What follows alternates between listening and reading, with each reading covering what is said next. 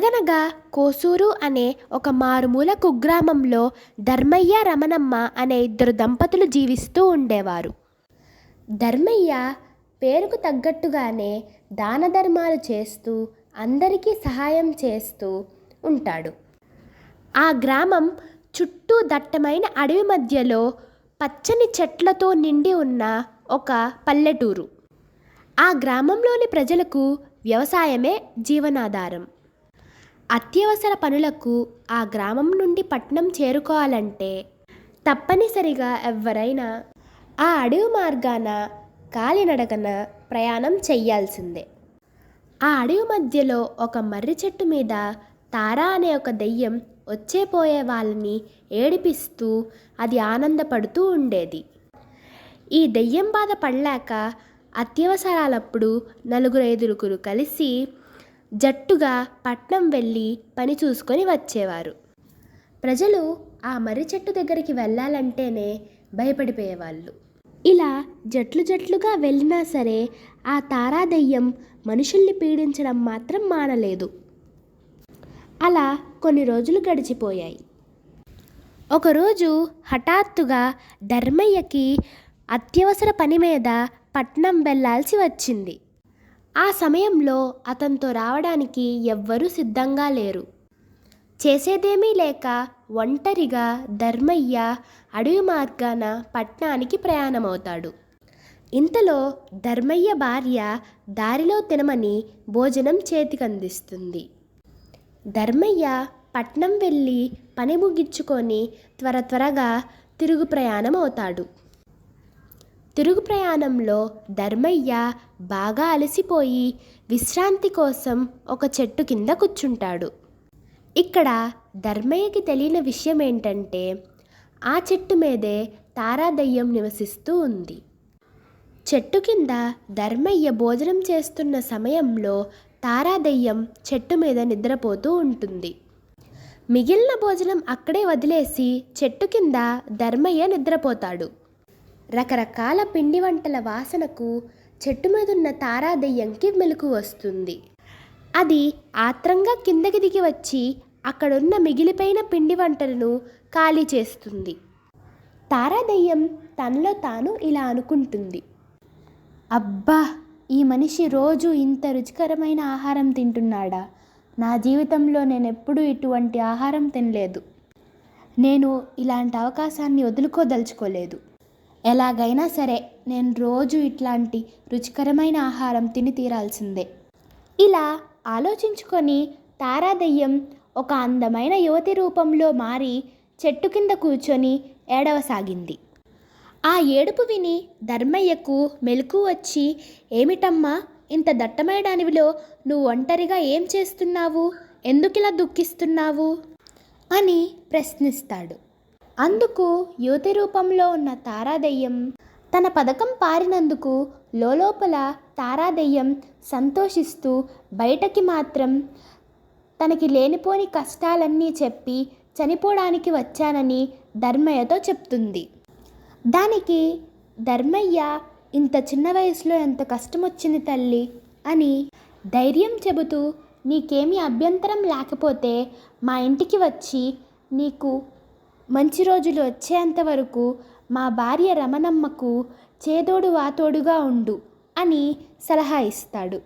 వెంటనే యువత రూపంలో ఉన్న తారా దెయ్యం ధర్మయ్యకు సరే అని చెప్పి ఊరికి బయలుదేరుతుంది. అలా వాళ్ళిద్దరూ చీకటి పడే సమయానికి ఊరు చేరుకుంటారు. ఇంటి దగ్గర ధర్మయ్య జరిగిన విషయమంతా తన భార్యకి వివరిస్తాడు. దానికి రమణమ్మ కూడా సరే అని చెప్తుంది. అప్పటి నుండి యువత రూపంలో ఉన్న తారా దెయ్యం ఇంటి పని, పొలం పని, తోట పని, ఇలా అన్ని పనులు చక్కదిద్దుతూ ఉంటుంది. ఆశ్చర్యకరమైన విషయం ఏంటంటే తను ఏ పని మొదలుపెట్టినా చిటికలో పూర్తి చేసేది.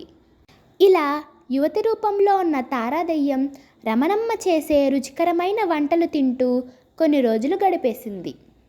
విచిత్రమైన విషయం ఏంటంటే తారా దెయ్యం భోంచేసే సమయంలో ఒంటరిగా తలుపులన్నీ వేసుకొని తన నిజస్వరూపంతో తృప్తిగా భోంచేసేది. అలా కొన్ని రోజులు గడిచిపోయాయి. ఒకరోజు ధర్మయ్య అత్యవసర పని మీద ఊరు వెళ్ళి అర్ధరాత్రికి ఇంటికి తిరిగి వస్తాడు. ఆ సమయంలో రమణమ్మ మరియు యువతి రూపంలో ఉన్న తారాదయ్యం ఇంటి లోపల నిద్రపోతూ ఉంటారు. తలుపు చప్పుడు విని రమణమ్మకు మెలకువ వస్తుంది. లెగవడానికి బద్ధకమేసి రమణమ్మ యువతి రూపంలో ఉన్న తారాదయ్యంకి తలుపు తీయమని చెప్తుంది.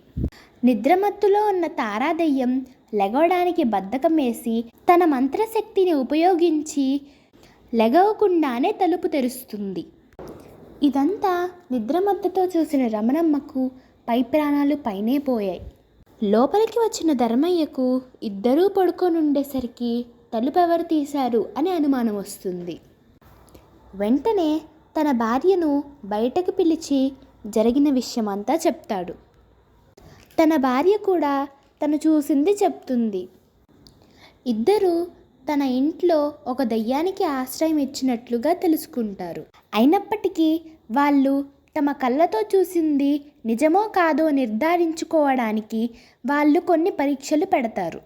మరుసటి రోజు ఉదయం ఎప్పట్లాగా కాకుండా రమణమ్మ కావాలని చాలా ఎక్కువ గిన్నెలు కడగమని చెప్పి తారాదయ్యానికి ఇస్తుంది.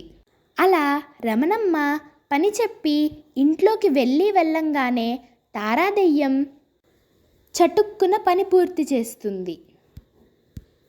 ఇంట్లో నుండి బయటికి వచ్చి చూసిన రమణమ్మ ఒక్కసారిగా నివ్వెరపోతుంది. ఈసారి రమణమ్మ బండెడు బట్టలు తీసుకొచ్చి ఉతకమని చెప్తుంది. ఈసారి కూడా తారాదయ్యం ఈ పనిని చటుక్కున పూర్తి చేస్తుంది. ఇదంతా చాటు నుండి చూస్తున్న రమణమ్మ ధర్మయ్యకు ఇది మనిషి కాదు దెయ్యమని అర్థమైపోతుంది. వాళ్ళిద్దరూ కంగారు పడుతూ దీని పీడ ఎట్లయినా వదిలించుకోవాలి అని నిర్ణయించుకుంటారు. వాళ్ళిద్దరూ అనుకున్న పథకం ప్రకారం తారాదయ్యానికి వినపడేలాగా అయ్యయ్యో నా విలువైన బంగారపు ఉంగరం ఈ ఎలుక కన్నంలో పడిపోయిందే అని బాధపడుతూ ఉంటారు. ఆ మాటలు విని తారాదయ్యం వాళ్ళ దగ్గరకు వస్తుంది. అప్పుడు ధర్మయ్య కావాలని రమణమ్మతో ఇంకా ఉంగరం మీద ఆశలు వదులుకో, ఈ ప్రపంచంలో ఎవ్వరూ ఆ ఉంగరాన్ని బయటకు తీయలేరు, ఆ శక్తి ఎవ్వరికీ లేదు అని తారాదయ్యాన్ని రెచ్చగొడతాడు. ఆ మాటలు విన్న తారాదయ్యం పౌరుషంతో ఆ ఉంగరాన్ని బయటకు తీసుకొచ్చి నా శక్తి ఏంటో చూపిస్తాను అని ఒక ఎలుకలాగా మారి ఆ కన్నంలోకి దూరుతుంది. సరిగ్గా ఆ సమయం కోసం ఎదురు చూస్తున్న ధర్మయ్య దంపతులు మట్టి పోసి ఆ కన్నాన్ని పూడ్చివేస్తారు. ఆ రోజుతో తారాదయ్యం కథ ముగిసిపోతుంది. అసలు విషయం ఏంటంటే తారాదయ్యంకి వాళ్ళు రెచ్చగొట్టిన సంగతి తెలియక తను మనిషి రూపంలో ఉన్న సంగతి మర్చిపోయి ఒక ఎలుకలాగా మారి తన ప్రాణాల మీదకు తెచ్చుకుంది.